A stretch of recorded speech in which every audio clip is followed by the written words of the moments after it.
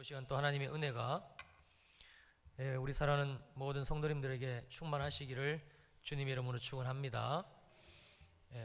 담임 목사님과 우리 전 목사님, 지난번 우리 부흥회 강서로 오셨던 그 신길교회 거기 오후 집회 가셔서 오늘은 저하고 청년들하고 함께 시편 1편 말씀을 중심으로 또 들려주시는 하나님의 말씀을 우리가 귀 기울이려고 합니다.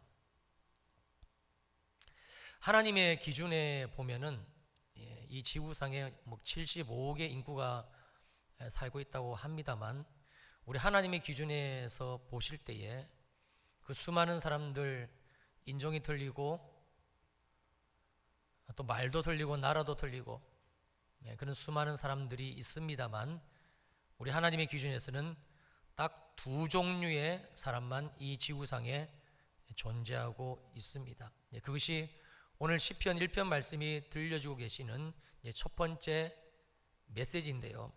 여러분 1절을 보시면 복 있는 사람이 나오고 그와 반대로 악인들, 죄인들, 오만한 자들, 서로 반대되는 의미의 두 부류의 사람들이 소개가 되고 있습니다.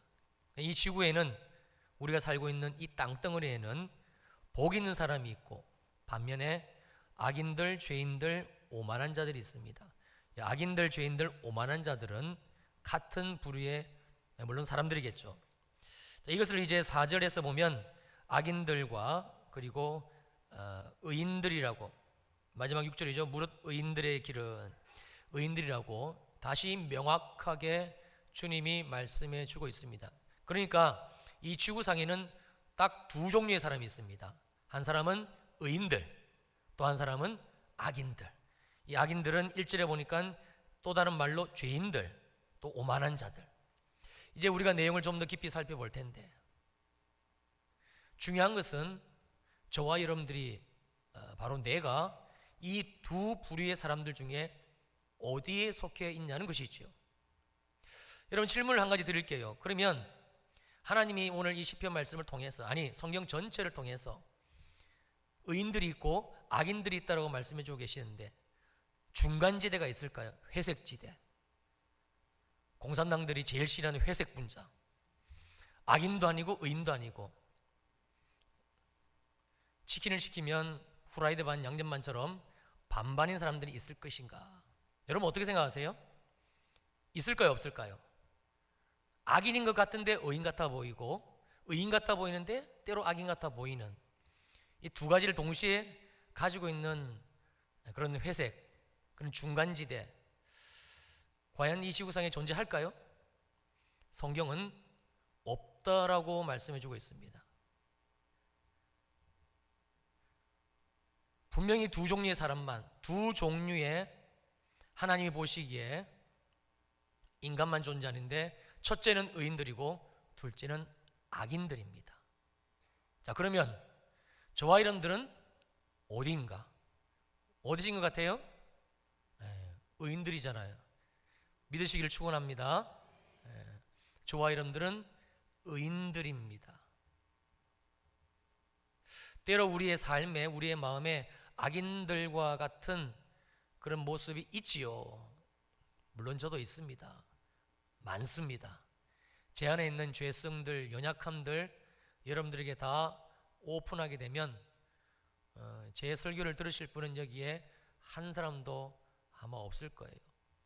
여러분보다는 좀 더 저의 악한 마음, 죄의 마음, 죄의 성정, 아직까지 바뀌어지지 않은 그 옛성품, 옛사람의 모습을 좀 더 많이 알고 있는 사람이 누굴까요? 제 집사람이겠지요. 그리고 저희 두 아이들일 것입니다. 여러분들 앞에서 제가 목사이니까 목사라는 인격과 가면을 쓰고 그리고 정정을 입고 단정하게 여기에 서 있습니다만, 제 안에는 죄의 속성이 있습니다. 여러분들 안에도 있습니다.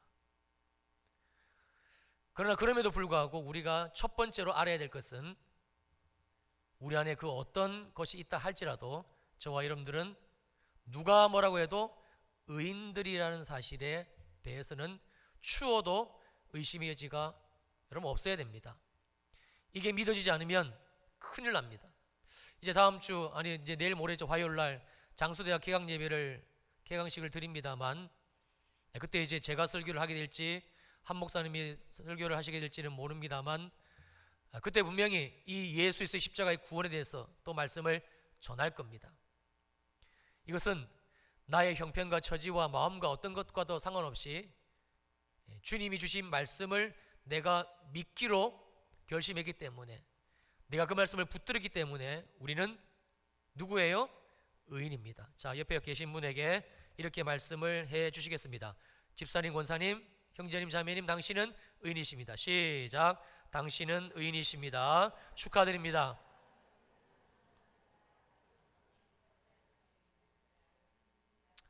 사실 내가 주 예수 그리스도로 말미암아 의인이 되었다라는 사실 하나만으로도 충분히 우리의 삶의 모든 문제는 더 이상 문제가 되지 않을 것입니다. 이제 이것이 이 말씀 속에서 어떻게 연결지어지는가? 자, 1절을 보시면 주님은 우리에게 의인이라고 표현하지 않으시고 복 있는 사람이라고 말씀해 주고 계세요. 그러니까 의인들, 즉 예수 그리스도로 말미암아 구원받은 저와 여러분들은 누구다고요? 복 있는 사람. 복이 어떠한 사람요? 있는 사람. 복이 있을 사람? 아니지요. 복이 있게 될 가능성이 좀 더 많아진 사람? 아닙니다. 주님을 열심히 섬기다 보면, 최선을 다해서 신앙의 삶을 살다 보면 하나님이 복을 주실 것이야? 아닙니다. 우리는 복 있는 사람, 복을 가지고 있는 사람, 복을 누리고 있는 사람, 내 안에 복이 있고 내 삶에 복이 있고, 왜냐하면 여기에서 이 복은 여호와 하나님의 그 복을 말씀하시는 단어이거든요. 그 복이 있다는 뜻은 하나님이 계시다는 거예요. 그 하나님이 계시다는 것은 곧 복이 있다는 겁니다. 우리가 예수를 믿을 때에 복을 받기 위해서 예수를 믿는 것은 아닙니다만, 우리가 하나님을 믿으면, 주를 믿으면 자연 발생적으로 하나님은 복의 하나님이시기 때문에, 할렐루야, 하나님은 복의 주님이시기 때문에 그 복은 자연적으로 우리 안에 어떻게 돼요? 오게 되어져 있습니다. 그 복 있는 사람은 누굽니까? 바로 예수 믿고 구원받은 저와 여러분이라는 사실을 먼저 주지시켜 주고 있습니다. 자, 여러분들이 여기 있는 목사의 질문에 나는 의인이다, 나는 복 있는 사람이다, 이 하나님의 말씀에 지금 여러분들이 동의를 하셨잖아요. 그죠? 동의하셨죠? 갑자기 발뺌하십니까? 뭔가 이렇게 목사님이 말씀하신 거 보니까 뒤에 깨림칙한 비장의 히든카드가 있을 것 같다라는 그런 두려움 때문에 말꼬리를 지금 흐리시는데, 자, 다시 여러분들에게 여쭙습니다. 여러분들 의인 맞습니까? 아멘. 복 있는 사람 맞습니까? 아멘. 정말 그런지 이제 말씀을 통해서 우리가 검증을 해보려고 합니다. 자, 1절을 보시면 복 있는 사람은 악인들의 꾀를 따르지 않고 죄인들의 길에 서지 않고 오만한 자들의 자리에 앉지 않는다라고 이제 말씀해 주고 있습니다. 뭐 이 말씀을 이렇게 쭉 풀게 되면은 이제 시간이 많이 걸릴 것이니까 일단 요약하고 지나갑니다. 자, 복 있는 사람은 악인들, 죄인들, 오만한 자들과 쉽게 말씀드려가지고 함께 어울리지 않는다는 거예요. 그들의 생각이라든지, 여기서 악인들의 꾀는 악인들이 하는 말, 죄인들의 길이라는 것은 죄인들의 사는 인생의 모습들, 오만한 자들의 자리는 여기서 오만한 자들이란 교만한 자들, 하나님을 인정하지 않는 이 세상 사람들, 예수가 없는, 하나님이 없는 사람을 일컫습니다. 그들의 자리에 앉지 않는, 그들이 앉아서 하나님을 비방하고 교회를 비방하고 하나님을 원망하는 그들의 자리에 함께 있지를, 동참하지를 않는다는 뜻인데, 자, 이것이 복 있는 사람, 즉 의인이라고 말씀해 주고 계시면서 복 있는 사람이 누구인가, 그 기준이 무엇인가에 대해서 2절에서 정확하게 우리들에게 말씀해 주고 있습니다. 자, 시편 1편 2절 다시 저하고 읽습니다. 시작. 오직 여호와의 율법을 즐거워하여 그의 율법을 주야로 묵상하는도다. 다시 제가 읽습니다. 오직, 다른 군더더기가 없다는 거예요. 다른 선택, 다른 방법, 다른 어떤 악인과 복 있는 사람, 의인과 악인을 구별해낼 수 있는, 하나님이 구별하시는, 하나님이 구별지으시는 다른 방법, 다른 길, 다른 제시를 주님이 주고 계시지를 않다라는 말씀입니다. 오직 여호와의 율법을 어떻게 해요? 즐거워하여, 그리고 그의 율법, 즉 여호와 하나님의 율법을 주야로 무엇하는 자요? 묵상하는도다. 자, 이 묵상이라는 단어를 우리가 마지막에 이제 살펴보게 될 것입니다. 그러니까 복 있는 사람은, 의인은 여호와 하나님의 율법, 여기 여호와 하나님의 율법은 구약에 쓰는 토라이고, 그래서 모세의 오경이고 구약 성경이지만 이것이 신약으로 넘어와 주 예수 그리스도로 말미암아 이 토라 율법이 완성되어졌기 때문에 여기에서 율법은 우리가 충분히 성경 66권 하나님의 캐논, 정경, 이 말씀이라는 사실에 우리가 우리의 지식을 동의할 수가 있지요. 그러니까 여기서 여호와의 율법은 성경 말씀입니다. 하나님의 말씀을 즐거워한다. 그리고 그 즐거워하는 마음으로 그 하나님의 말씀을 주야로, 주야는 아침과 낮과 저녁으로,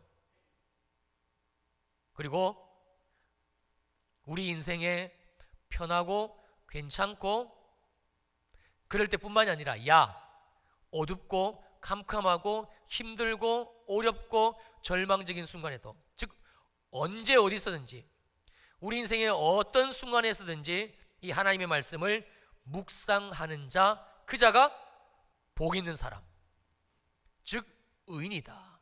즉 악인들과 죄인들과 오만한 자들과 분리되어진다라는 하나님의 말씀입니다. 그러면 이 여호와의 율법을 묵상하는 것이 과연 무엇이길래, 시편에서 주님이 어떤 의도로 우리들에게 이 말씀을 주고 계시길래 주님은 이 여호와의 율법, 하나님의 말씀을 묵상하는 것을 악과 선, 복 있는 사람과 죄인들의 삶을 구별지으시는, 즉 하나님이 너는 복 있는 사람이야, 아니야 너는 죄인이야, 너는 의로운 생활을, 의로운 삶을 사는 사람이야, 아니야 너는 악인이야 라고 주님이 인정하시고, 그리고 그렇게밖에 살 수 없는 그 인생길로 주님께서 인도하시는가. 자, 먼저 3절을 보시면 이 여호와의 율법을 즐거워 묵상하는 자, 즉 복 있는 사람이 어떤 인생을 살게 되는지에 대해서 먼저 주님이 언급해 주고 계십니다. 자, 왜 주님이 3절에서 여호와의 율법을 즐거워해 묵상하는, 즉 복 있는 사람이 이렇다라고 말씀해 주고 계시는 거 아니? 이 말씀이 얼마만큼 실제로 우리의 삶에 하나님께서 보여주실지, 펼쳐 보여주실지, 실제의 사건으로 주시는지에 대해서 실감나게 깨닫게 해주시기 위함입니다. 그래서 3절을 주고 계시는데, 그는, 즉 복 있는 사람은 시냇가에 심은 나무가 철을 따라 열매를 맺고 그 잎사가 마르지 않은 것 같으니 그가 하는 모든 일이 다 어떻게 하다고요? 형통하다. 자, 그러니까 복 있는 사람, 즉 여호와의 율법을 즐거워해서 묵상하는 이 사람은 그냥 여호와의 율법을 즐거워해서 묵상했을 뿐인데, 여러분 잘 들으시기를 바랍니다. 여호와의 율법, 하나님의 말씀을 즐거워하는 마음을 가지고 이 성경 말씀을 묵상인 것뿐인데 하나님이 그 인생을 어떻게 복 있는 사람으로 만들어 가시는가? 그 3절이에요. 그는, 복 있는 사람은, 의인은 시냇가에 심은 나무, 그래서 철을 따라 첫째 열매를 맺고 두 번째 그 잎사귀가 마르지 않은 것과 똑같다라고 말씀해 주고 있습니다. 그리하여 그가 하는 모든 일이 주님 안에서 주님의 도우심으로, 주님의 은혜로 정말 그 복이 형통한 그의 삶으로 드러난다는 거예요. 여러분, 열매를 맺는다는 뜻은 주님이 그렇게 실제적으로 보여주시겠다라는 내용입니다. 누가요? 복 있는 사람. 어떤 사람입니까? 여호와의 율법 말씀을 즐거워하여 주야로 묵상하는 이 사람. 이것이 오직, 즉 그의 삶의 첫 번째요, 가장 먼저요, 핵심이요, 삶의 목적인 이 사람은 하나님께서 이 사람에게 정말 복을 주셨는데, 눈에 보여지는 복, 하늘의 신령한 복뿐만이 아니라 이 땅에 기름진 복으로 주님께서 보여주시는데 열매라는 겁니다. 맺혀진다는 거예요. 맺어진다는 겁니다. 실제적인 우리의 삶에 그렇다라고 인정할 수밖에 없는, 정말이네요 주님, 만져지고 먹을 수 있고 냄새나고 나눠주고 보여줄 수 있는, 사과이든지 배이든지 우리가 잘 알고 있는 그런 열매들, 과실들, 그게 그 복 있는 사람의 인생에 어떻게 한다고요? 맺어진다는 거예요. 뿐만 아니라 그 잎사귀가 마르지를 않는다라고 주님이 약속하고 계십니다. 그렇다라는 거예요. 그 형통이라고 말씀해 주고 있습니다. 반면에 4절, 악인들에 대해서 말씀해 주고 계시는데, 악인들은 그렇지 않다. 그렇지 않다는 말은 3절에 대한 내용이 하나도 없다라는 뜻입니다. 뿐만 아니라 오직 바람에 나는 겨와 같다. 여기서 바람은 세상의 바람을 일컫습니다. 즉 세상에 이리저리 쓸려다니는 겨와 같다는 거예요. 자기 의지와 상관없이 그렇게 인생을 살아간다는 겁니다. 세상 풍조에 따라 세상 흘러가는 대로 그런 인생이 되는데, 결국 5절, 그러므로 악인들은 심판을 견디지 못하고 죄인들이 의인들의 모임에 들지를 못한다. 6절, 무릇 의인들의 길은, 의인들의 인생은 하나님께서 인정하시지만, 붙들어 주시고 책임을 져 주시지만, 악인들의 길은 어때요? 망해요. 결국 망해요. 영원한 심판입니다. 지옥을 일컫기도 하고, 마지막 이제 눈을 감을 때에 내가 그렇게 하나님 없이 모았던 재물과 하나님을 멸시하고 하나님을 부정하고 쌓아왔던 내 삶의 모든 기반들이 결국은 망하는 것을 꼭 보게 될 것이다. 반드시 너는 보게 될 것이다. 언제요? 눈을 감는 그 순간에, 육체의 눈이 감겨지는 그 순간에 지금까지 내가 살아온 이 길이 결국 망하는 인생, 망하는 길이었다는 사실을 너는 똑똑히 보게 될 것이다. 분명히 보게 될 것이다. 그 어떤 것도 너를 도와줄 자가 없음을 보게 될 것이다. 누가요? 악인들. 이것이 악인들과 의인들에 대한 주님의 말씀입니다. 중간에 다시 한번 우리의 믿음을 점검해 보실까요? 저와 여러분들은 의인들입니까? 악인들입니까? 왜 목소리가 점점 힘이 없어지십니까? 여러분의 삶에 열매가 없는 것처럼 보이세요? 제가 볼 때는 많이 보이는데,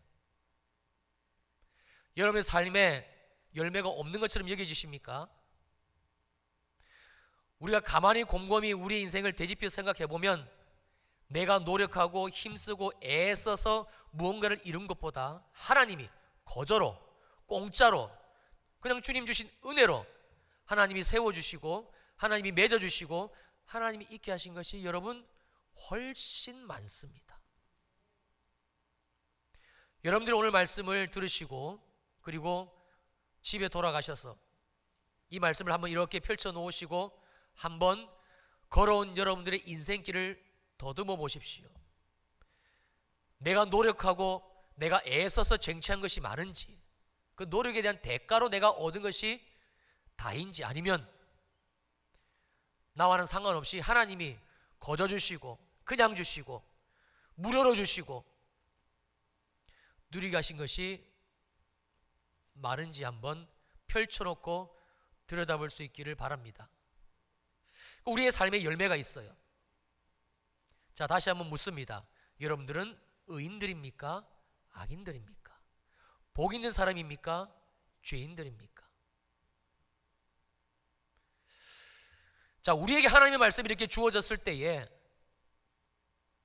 이 하나님의 말씀이 우리에게 주어졌을 때 그냥 죄인, 의인이라는 교리적인 말씀, 명제 단어가 아니고 이렇게 풀어주시는 말씀으로 죄인이 어떤 사람이야, 악인이 어떤 사람이야, 복 있는 사람 누구야라고 일목요연하게 주님이 풀어줬을 때에 우리가 그 말씀을 바라보고 지금 그 말씀 앞에 내 삶을 겹쳐가지고 우리의 인생의 그림을 이 말씀의 위에다가 겹쳐놓아가지고 보지를 못한다면 우리는 하나님이 우리에게 믿음을 주셨음에도 불구하고, 즉 우리를 의인들과 복 있는 사람으로 만들어 주셨음에도 불구하고 우리는 그 믿음의 삶을 살고 있지를, 내가 못하고 있구나. 여러분 주시는 이 말씀에도 내가 당당하게 떳떳하게 나는 죄인이 아니에요, 나는 의인이에요, 내 삶에 열매가 있습니다. 그럼요 주님, 내 삶에 주님이 주신 시냇가, 그 마르지 않는 솟아나는 샘물, 거기에 내 인생을 심어주시고 하나님이 물을 공급하여 주시고, 그게 내 삶이네요 주님. 이렇게 여러분들이 주시는 이 말씀에도 동의를 하지 못한다면 우리가 인생 살아가다가 질병이든지 원치 않은 사고든지 원치 않은 상황과 오염을 겪게 될 때에 여러분, 우리가 무엇으로, 어떤 것을 가지고 하나님은 여전히 선하셔, 하나님은 여전히 내 삶에 일하고 계셔. 우리가 오늘 주일 오전 시간에 주님이 주신 말씀처럼 주님은 내 안에 계셔, 나와 함께 계셔. 함께 예배드리고 찬송하고 앞에서 목사님이 말씀으로 선포해 주시고 찬양하고 주여 부르고 기도할 때에는 주님이 나와 함께 하신 것 같았는데, 돌아서서 성전문을 삐거덕하고 열고 다시 우리 삶의 현장으로 돌아갔을 때 여전히 아픈 내 몸, 여전히 바뀌어지지 않은 내 삶의 모습들, 여전히 변화해지지 않은, 기도함에도 불구하고 변화해지지 않고 있는 자녀이든지 남편이든지 아내이든지 내 자신이든지 우리가 맞닥뜨리게 될 때에 여러분, 어떻게, 하나님은 선하셔, 주님은 주님의 선하심을 내 삶에 지금 인도하고 계셔. 여러분, 어떻게 그 삶에서 그 주님을 인정하고 믿음으로 그리고 이겨낼 수가 있습니까? 이 말씀에도 우리가 목소리를 높여 동의를 하지를 못한다면, 하나님이 복 있는 사람은 시냇가에 심긴 나무처럼 시절을 쫓아 열매가 맺혀지고 잎사귀가 마르지 아니한다고 주시는 말씀에도 내 이 생각과 내 마음과 내 삶을 동의하지를 못한다면, 악인들은 세상에 이리저리 쓸려다니는 겨와 같다라는 주님의 심판의 말씀에 난가? 내가 귀가 좀 얇은데 난가? 세상에 예수 믿지 않는 사람들과 휩쓸려 다녔는데 난가? 여러분, 우리가 하나님이 주시는 이 말씀에도 우리의 동의를 내려놓지를 못한다면 여러분, 어떻게 여러분의 삶의 그 어려운 현장 가운데서 우리의 믿음을 보여줄 수가 있습니까? 그렇지 않습니까?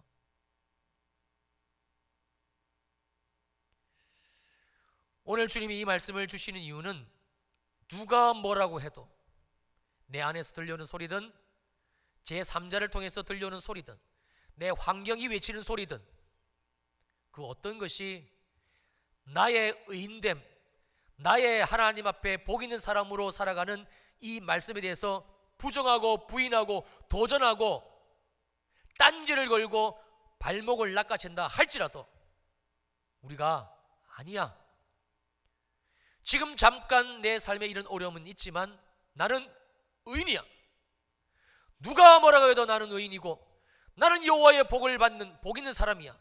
하나님이 이 시간을 내게 허락하신 것은 나를 향하신 주님의 선하신 뜻이 분명히 있기 때문이야. 주님이 우리에게 이 믿음이 무엇인지, 정말 이 믿음이 내게 있는 것인지, 의인이라는 명제, 복 있는 사람이라는 이 명제가 교리와 신학이 아니라 성령께서 우리 가운데 좌정 가운데 계시면서 우리 가운데 심겨주신 하나님의 말씀인 것인지, 정말 믿음인 것인지에 대해서 여러분 보게 하시는 겁니다. 다시 한번 묻습니다. 여러분들 의인들입니까? 악인들입니까? 나는 복 있는 사람입니까? 아니면 세상 바람에 휩쓸려 다니면 겨와 같고 반드시 망할 것이라고 말씀하신 죄인들입니까? 우리는 분명한 목소리로 하나님 앞에 내 믿음의 실상, 내 삶을 이 말씀 앞에 인정해 드려야 됩니다. 우리가 왜 이것이 부족한가? 주님은 2절 말씀에서 우리들에게 이 말씀을 주고 계시는 거예요. 자, 다시 2절 봅니다. 오직 여호와의 율법을 즐거워하여 그의 율법을 주야로 무엇하는도다? 묵상하는도다. 그러니까 내가 의인인 것, 내가 여호와 앞에 복 있는 사람인 것, 이것의 기준은 내 마음이 하나님의 말씀을 즐거워하고 그리고 내가 주야로 언제나 하나님의 말씀을 묵상하는 이것이다 라고 주님이 말씀해 주고 계시는 거예요. 우리에게 이 믿음이 희미한 것, 우리에게 이 믿음이 정말 어떤 상황 가운데서 표출되어지지 않는 이유는 이 2절 말씀의 부재입니다. 자, 그렇다면 이 묵상이 뭘까? 묵상이 우리가 흔히 아는데도 말씀을 읽고 생명의 삶이든 이런 큐티책을 읽고 은혜 주신 말씀에 줄을 그어가며 이 말씀이 내게 무엇을 의미하는지에 대해서 묵상하는 것, 주님의 음성을 듣는 것, 과연 이게 오늘 주시는 2절 말씀의 묵상의 전부인가? 여기 계신 분들 중에 물론 말씀을 읽지도 않으시고 말씀도 묵상하지 않으신 분들도 계시겠습니다만 그분들은 차치해 두고서라도 말씀을 읽고 묵상하고 계신 분들에게 사실 이 말씀은 하나의 장벽이 되고 도전이 됩니다. 과연 주님이 우리에게 여호와의 율법을 묵상하라고 하셨을 때 이 묵상의 단어가 무엇인가? 자, 구약 성경 이사야서를 찾습니다.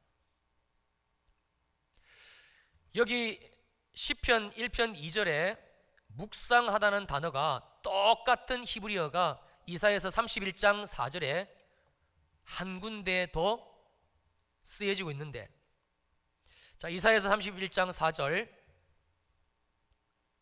찾으셨어요? 저하고 함께 읽습니다. 시작. 여호와께서 이같이 내게 이르시되 큰 사자나 젊은 사자가 자기의 먹이를 움키고 어르렁거릴 때에 그것을 치려고 여러 목자를 불러 왔다 할지라도 그것이 그들의 소리로 말미암아 놀라지 아니할 것이요 그들의 떠듬으로 말미암아 굴복하지 아니할 것이라. 이와 같이 나 여호와가 강림하여 시온 산과 그 언덕에서 싸울 것이라. 자, 여기에 묵상하다, 시편 1편 2절에 여호와의 율법을 주야로 묵상하다 할 때 그 묵상하다라는 히브리 말 예언계거든요. 이 예언계라는 단어가 똑같이 사용되고 있습니다. 어딘가?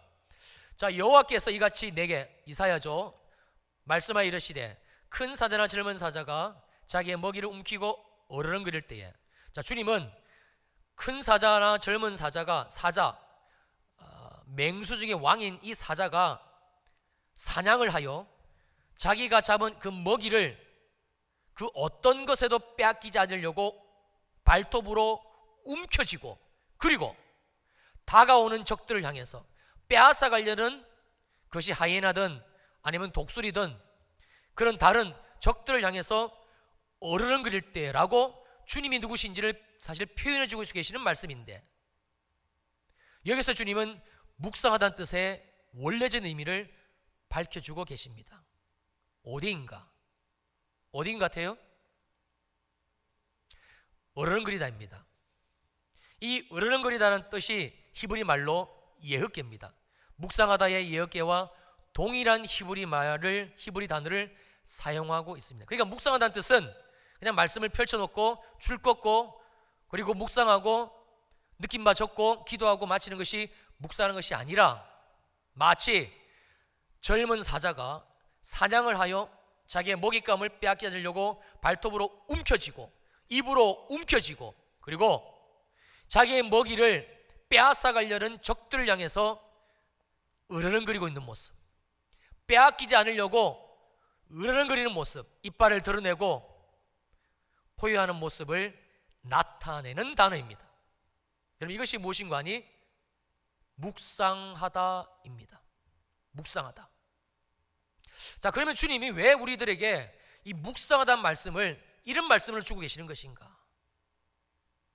왜 그런 것인가? 그리고 이것이 왜 의인과 악인의 유일한 기준이 되는 것인가 라는 사실입니다. 여러분, 이번에는 신약성경 누가복음 8장으로 갑니다.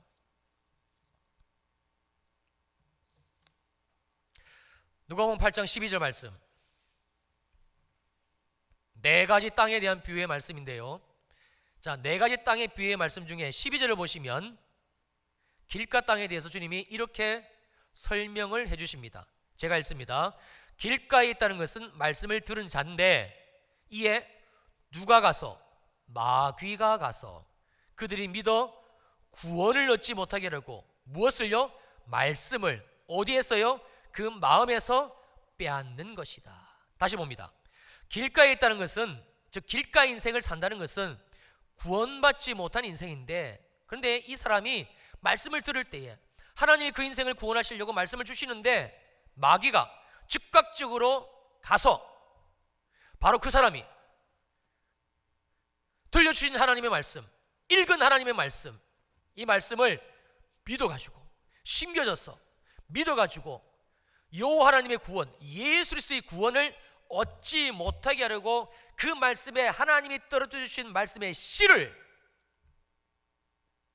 마치 하이에나처럼, 마치 독수리처럼 그 마음에서 빼앗는 것이다. 즉 우리에게 말씀을 주님은 주시지만,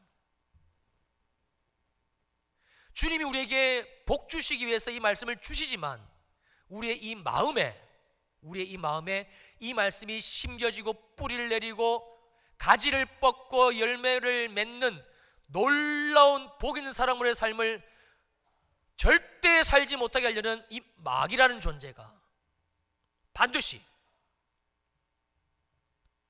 지금도, 현재도, 그리고 앞으로도 우리가 주님 앞에 갈 때까지 이 마귀는 우리의 마음에 심겨지는 이 말씀을 빼앗는다고 분명히 경고해주고 있습니다. 자, 그러므로 말미암아 너희는 여호와의 율법 말씀을 묵상하라는 겁니다. 즉 어르렁거리라는 겁니다. 빼앗기지 않기 위해서 발톱으로 움켜쥐고 마음으로 움켜쥐고 그 말씀에 대해서 붙들라는 거예요. 이것이 왜 가능한가? 자, 8장 15절로 내려옵니다. 좋은 땅에 있다는 것은 착하고 좋은 마음으로 말씀을 듣고 지키어 인내로 결실하는 자이다. 이 네 가지 땅에 대한 마지막 결론이 이 15절의 말씀인데, 이 좋은 땅은 시편 1편에 복 있는 사람들, 의인들입니다. 바로 저와 여러분들입니다.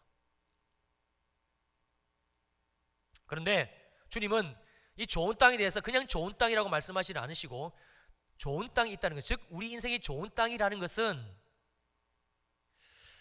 착하고 좋은 마음으로 하나님의 말씀을 듣고 지키고 그리고 인내해서 결실한다는 거예요.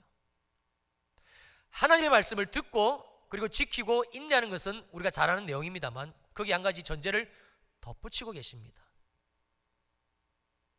정말 우리가 좋은 땅이라는 것은요, 정말 우리가 좋은 마음이라는 것은, 우리가 좋은 땅이라는 것은, 우리가 복 있는 사람, 의인이라는 것은 우리 안에 착하고 좋은 마음이 있다는 것을 알려주고 계세요. 그래서 복 있는 사람은 여호와의 율법을 즐거워해요. 이런 즐거워한다는 뜻은 마음으로 받아들인다는 뜻입니다. 여기에서 착하고 좋은 마음은 두 가지의 마음입니다.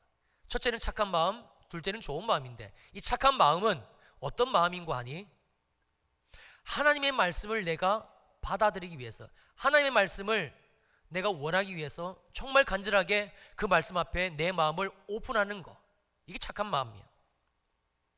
두 번째 좋은 마음은 하나님의 말씀이 무엇인지를 알기 때문에 기뻐하는 마음으로, 즐거워하는 마음으로 그 말씀이 내 인생에 심겨지게 하기 위해서, 내 인생에 빼앗기지 않기 위해서 내가 포기해야 된다면, 내려놓아야 된다면, 내가 누리고 있고, 내가 하고 있고, 내가 즐기고 있고, 그 어떤 것도 포기할 줄 아는 마음이 두 번째 좋은 마음입니다. 그 좋은 땅은 반드시 이 마음을 가지고 있습니다. 즉 의인은요, 복 있는 사람은 반드시 이 마음을 가지고 있습니다. 우리는 예수 그리스도를 믿는 그 믿음에 대해서 하나님의 말씀에 의기하여 정확하게 우리가 알지 못하기 때문에, 여러분, 예수는 마음으로 믿고 입으로 신하는 겁니다. 그러면 어떤 분은, 목사님, 예수님이 십자가에 달리실 때에 한편의 강도 일평생 나쁜 짓만 하다가 지 멋대로 살다가 마지막에 죽기 직전에 그냥, 예수님 가만히 보니까는 보통 사람은 아닌 것 같고 당신이 하나님 나라 가실 때에 나도 좀 어떻게 데려가 보세요. 그래가지고 구원받았지 않습니까? 아닙니다. 여러분, 그 한편의 강도는요, 마지막 생명이 꺼져가는 그 순간에요, 그의 온 마음을 쏟아부어서 주님을 영접한 겁니다. 물론 부끄러운 구원이었겠지요. 이제 천국에 갔을 때에 내가 왜 내 인생을 하나님이 이렇게 죄짓다가 죄 때문에 망하고 그리고 결국은 죽을 수밖에 없는 이런 인생으로 만들지 않으셨는데 라고 깨닫게는 되겠지만, 그러나 구원은 받습니다. 왜요? 그는 정말 그 마음으로 주님을 영접했어요. 주님, 당신이 하나님 나라 임하실 때에 저의 죄를 용서해 주시고 저도 같이 하나님 나라에 있게 해주세요. 주님은 그 한편의 강도의 마음을 받으신 겁니다. 그리고 주님이 말씀하신 것입니다. 너가 나와 함께 낙원에 있으리라. 여러분, 착각하면 안 됩니다. 예수는 마음으로 믿는 겁니다. 여기서 마음은 내 중심으로, 내 전부로, 내 온 마음으로. 여기 있는 목사는 여러분들이 속일 수 있을지 모르겠습니다만 하나님은 못 속입니다. 정말 주님이 마음으로 예수 그리스도의 십자가의 죽으심과 부활을 영접했는지는 하나님은 아십니다. 그리고 입으로 시인하는 것, 이게 구원입니다. 시간이 30분이 지났습니다만 중요하니까 이 마음에 대한 부분만 살펴보고 기도하겠습니다. 이번에는 히브리서로 갑니다. 정말 우리가 예수를 마음으로 영접하게 되면 우리의 마음을 주님이 어떻게 다루시는가? 히브리서 9장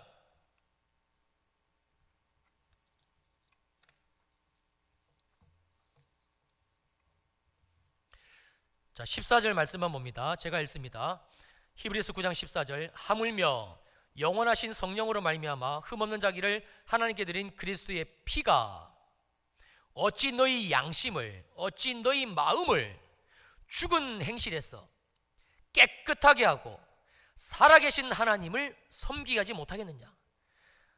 다시 봅니다. 하물며 영원하신 성령으로 말미암아 흠없는 자기를 하나님께 드린 예수 그리스도의 그 보혈이, 우리가 그 보혈을 정말 마음으로 믿는다면, 그러면 우리의 마음을 받으신 주님께서는 우리의 이 양심을, 우리의 마음을 다시 뒤집어 놓으시는데, 어떻게 뒤집어 놓으시는가? 죽은 행실에서 깨끗하게 하고 살아계신 하나님을 섬기게 하는 것, 살아계신 주님의 말씀을 섬기게 하는 것, 여호와의 율법을 즐거워하여 주야로 묵상하는 것. 하지 못하겠느냐? 한다는 말씀일까요? 할 수 없다는 말씀일까요? 이번에는 히브리서 10장으로 넘어갑니다. 10장 19절 19절부터 제가 읽습니다. 그러므로 형제들아, 우리가 예수의 피를 힘입어 성소에 들어갈 담력을 얻었나니 그 길은 우리를 위하여 휘장 가운데로 열어놓으신 새로운 살 길이요 휘장은 곧 그의 육체니라. 또 하나님의 집 다스리는 큰 제사장이 계심에. 22절 함께 읽습니다. 시작. 우리가 마음의 뿌림을 받아 악한 양심으로부터 벗어나고 몸은 맑은 물로 씻음을 받았으니 참 마음과 온전한 믿음으로 하나님께 나아가자. 22절, 우리가 마음에, 우리는 그냥 예수를 믿은 거예요. 내 마음으로 예수를 믿은 거예요. 내 마음의 중심으로 예수를 영접한 거예요. 주님이 나를 위해서 죽으시고 부활하신 것을 주님 내 마음으로 믿습니다. 정말 그 예수를 내가 마음으로 받아들입니다. 우리는 마음으로 믿은 거예요. 그런데 하나님은 우리의 이 믿음, 마음, 그 고백을 받으시고 우리 안에 어떤 역사를 일으키시는가? 우리의 마음의 뿌림을 받아 악한 마음, 하나님을 경외하지 못하고 하나님을 사랑하지 못하고 하나님을 즐거워하지 못하는 이 마음을 주님께서는 피를 뿌리셔가지고 악한 양심으로부터 벗어나게 하시고 몸은 맑은 물로 씻음을 받았으니 참 마음과 주님이 주시는, 주님을 사랑하고 주님을 바라보는 그 참 마음과 온전한 믿음으로 하나님께 나아가게 하셨다. 이것이 예수 그리스도로 말미암아 주님이 우리에게 주신 구원입니다. 나는 과연 의인인가? 나는 악인인가? 의인이지요. 여호와의 복 있는 사람이지요. 그럼 이 말씀이, 주님이 내게 복 있는 사람이라고 하신 이 말씀이, 시절을 쫓아 과실을 맺겠다라는 주님의 약속의 말씀이 왜 내 눈이 가려지고 귀가 멀어져서 볼 수 없고 들을 수 없는가? 2절입니다. 여호와의 율법을 주야로 묵상하지 않는 것. 하나님의 말씀을 즐거워하고 그 마음으로 그 말씀을 움켜쥐고 놓치려는 그 마음으로 주님께 다가서지 않는 것. 여러분, 이 시편 1편 2절의 말씀이 우리에게 해결되어지지 않는 한 여전히 우리의 신앙은 다람쥐 쳇바퀴 돌듯 합니다.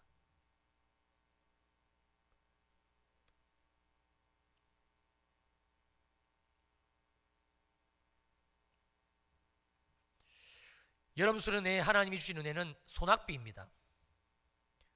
여러분 아주 쏟아부는 소낙비 맞아보셨지요? 우산을 쓰면 소용이 있나요? 없어요. 다 젖어요. 근데 햇빛이 나면 금방 말라버립니다. 우리가 수련회 때 부르짖고 부흥회 때 은혜 받고 그럼에도 불구하고 변하지 않는 것은 이 시편 1편 2절의 말씀이 우리에게 진행되고 있지 않기 때문입니다.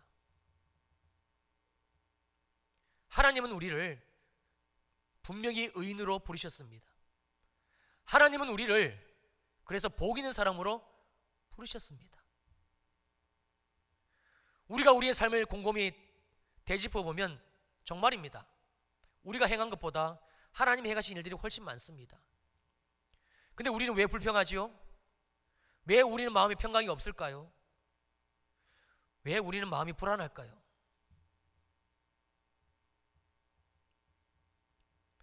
우리는 시편 1편 말씀을, 특별히 2절 말씀을 통해서 들려주시는 이 주님의 말씀에 반드시 이 시간 귀를 기울이셔야 됩니다. 그리고 주님 앞에 나가시고, 주님, 내 마음에 피를 뿌리셨사오니 제 마음을 주님께서 착하고 좋은 마음으로 바꾸셨사오니 주님, 이 마음으로 여호와의 말씀 성경을 즐거워하게 하시고 하나님의 말씀을 주야로. 여러분, 다른 어떤 것으로 하나님의 복이 임하지 않습니다. 다른 어떤 것으로 하나님이 우리의 삶에 일하지 않습니다. 우리 안에 계시지만 우리 안에 계신 주님이 우리에게 일을 하시고 역사하시고 인도하신 것은 우리가 주님으로 인정하고, 즉 주님의 말씀을 주님의 말씀으로 인정하고 여러분 나아갈 때에 비로소 주님이 우리의 삶에 개입하시고 일하시고 또 이루어 가십니다. 여기 우리 자녀들이 앉아 있고 우리 청년들이 있습니다만, 저는 우리의 자녀들과 청년들이 정말 여호와 하나님의 말씀에 모든 것을 걸었으면 좋겠어요. 하나님의 말씀을 집중적으로 팠더니, 공부하는 것보다 성경 말씀을 더 좋아했더니 하나님이 내게 이런 복을 주셨다라고 실제로 주님이 주신 약속의 말씀을 증거할 수 있고 증명할 수 있고 또 간증할 수 있는 우리 자녀들이 되기를 정말 소망합니다. 여러분, 하나님은 그렇게 일하십니다. 여러분, 그래서 유대인들은 토라, 모세오경, 히브리어로 암송하여 그 시험에 합격하기 전까지는 세상 학문 안 가르칩니다. 왜냐하면 하나님의 말씀이 그들을 살리는 것을 알기 때문에 그렇습니다. 2019년도가 시작되고 벌써 1월달 지나고 2월달 지나고 3월달, 여러분 삼청에 가보시면 그 5차 천일 기도회, 분일 기도회죠. 며칠 남았는지는 아세요? 예? 며칠 남았어요? 지금 걸려있는 것도 제가 이게 매일같이 안 떼기 때문에 사실은 오늘 날짜하고는 안 맞습니다만, 오늘 저녁에 저희 집사람이 제게 이런 얘기를 하더라고요. 분일 기도회가 지난주인가 수요일인가 목요일에 D-17일, 그러니까 천일 가운데 다 지나고 17일 남았어요. 기도 이름이 분이엘입니다. 무슨 뜻이죠? 여호와의 얼굴을 구한다는 거예요. 하나님이 여호와의 얼굴을 보여주시려고, 하나님이 하나님 되심을 보여주시려고 분이엘 기도회라고 정확하게 주님께서 말씀하여 주시고 편말까지 박아주시고, 그리고 우리에게 기도할 수 있는 장소와 시간 허락해 주셨는데, 평촌일의 성도님들 가운데 정말 주님이 여호와의 얼굴을 구하는 자가 얼마나 있습니까?